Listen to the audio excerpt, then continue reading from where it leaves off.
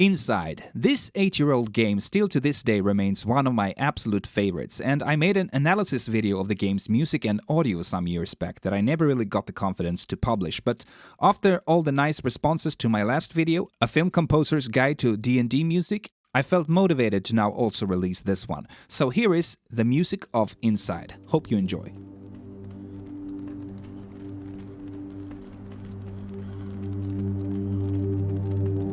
Where the music starts and the sound design ends is many times not that easy to tell in this game, so it didn't come as a surprise to me when I understood that the composer and the sound designer for this game is the same person, Martin Stig Andersen. What I do think is easy to tell though is that this guy had a strong and clear vision of what he wanted the sound world of this game to be like. Generally the music operates in a very minimalistic way, and those times when the music is more easily distinguished, it is usually a synth drone or an atmospheric pad.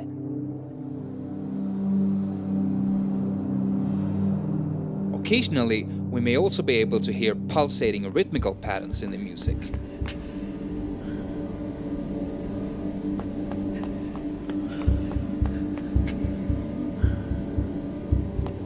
Many times when we hear music, it is there to enhance or accentuate moments where new gameplay elements are being introduced. For example, the first time that you're being chased by other humans, the first time that you take control over the mind-controlled zombie-like people, the first time that you use the submarine, the first time you encounter the underwater children,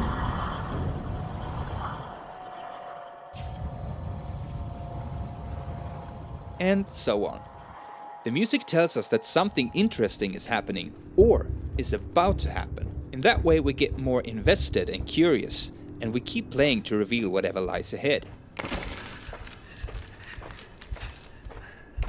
I now want to deep dive into a specific section of the game that I find extra fascinating.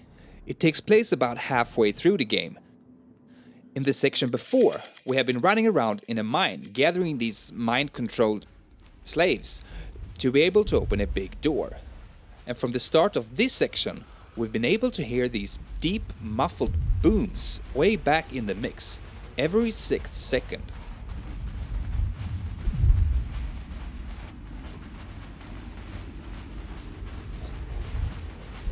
And when we've gathered enough slaves and put them on the activating platform, the doors open. And as we escape the dark and narrow mine, we're met by a big and open area. The muffled booms are now powerful and violent explosions instead. Accompanying the explosions every 6th second, we see a white flash of light in the distance, that is then followed by a shockwave that destroys everything in its way that is not strong enough. And this is the landscape we're going to traverse. To avoid being turned into a goulash, we have to every 6th second take shelter behind different objects. Initially, it's mostly about timing your running and your pausing with the explosions. It gets trickier though when we have to take shelter behind a moving object. The object is spinning around like a clock, and we have to make sure that it is at the right position at the right time for us to be able to progress. If we succeed with this and are behind shelter when the next explosion occurs, the music completely takes over the audio.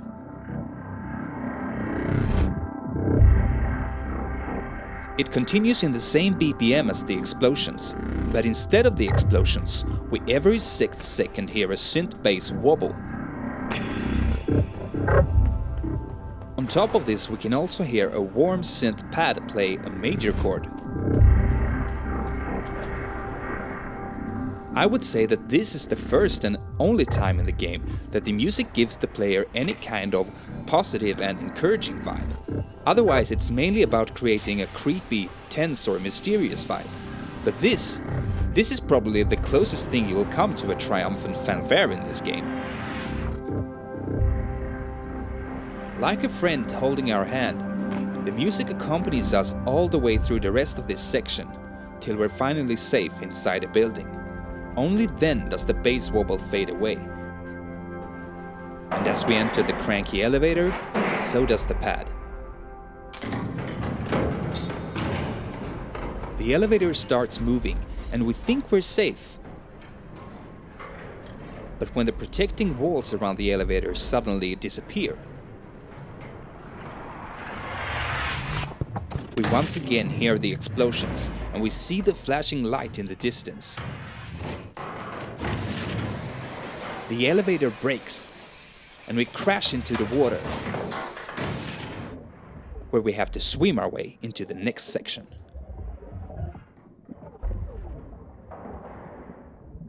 The reason why I like this section so much is because it's such a good example of how well the music and the sound design of Inside complete each other.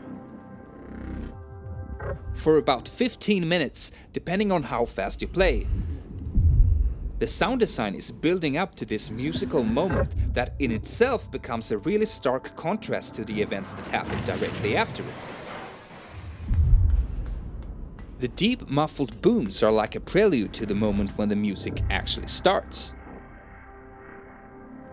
The explosions are also a very smart way of creating music that feels both dynamic in intensity and also completely synchronized to the visuals. What Inside is doing here is really smart. By letting the surroundings force the player into a rhythmic pattern, you make the player's interaction and the music be in sync with each other in a way that feels natural. What's also nicely done is that the music doesn't stop and restart when you die.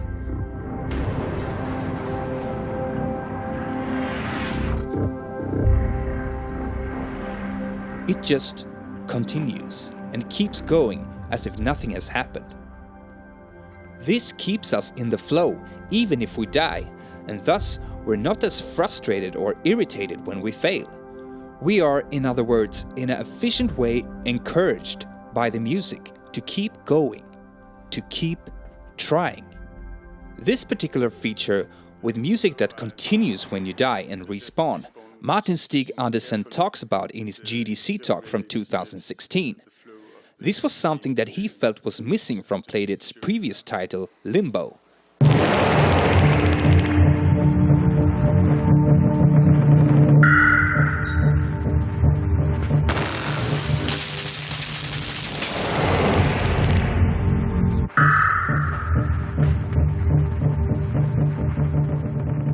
You get the point. Every time you die, it just kind of breaks the rhythm and starts randomly, which actually makes the game more difficult to play.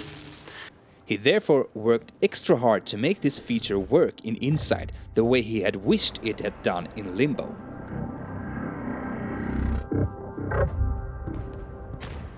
Another interesting thing that he mentioned that I didn't pick up on when I was playing is that the elevator in the end of the section actually listens to where in the 6-second explosion loop we are, to make sure that the elevator hits the water at the exact same time as the next explosion occurs. During the development, there was, I think, like randomly the elevator hit the water right on the shockwave, right on the beat. It was pretty cool, so we wanted to make sure that that always happened. So I had the designers to make it possible for the elevator to look into the sound and check how it, because it's the boy who activates the elevator, and he can do that at any point in the 6-second loop. And in the end, we want the elevator to crash right on the beat. So the speed of the elevator is actually adjusted in order to hit the water right on the beat.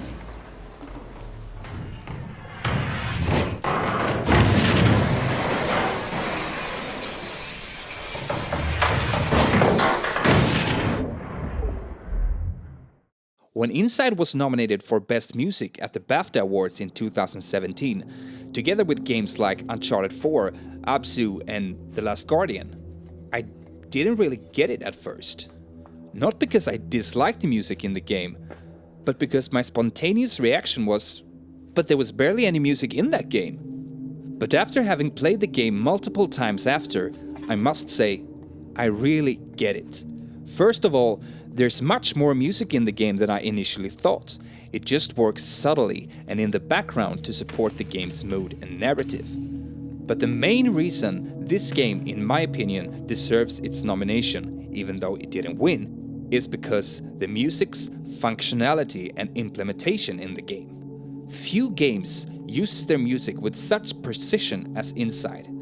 Few games has such a dynamic relationship between the sound design and the music as Inside. And few games even bother to take time and effort into making the gameplay take the needs of the music into consideration in the same way as Inside.